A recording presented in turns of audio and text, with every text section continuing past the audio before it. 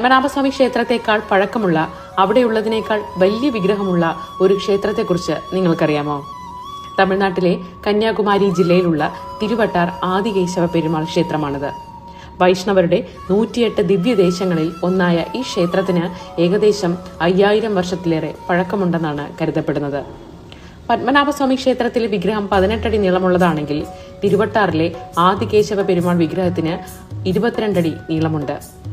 Padmanabhaswamy കിഴക്കോട്ടാണ് ദർശനമെങ്കിൽ Adikesava Perumal പടിഞ്ഞാറോട്ടാണ് ശയിക്കുന്നത്.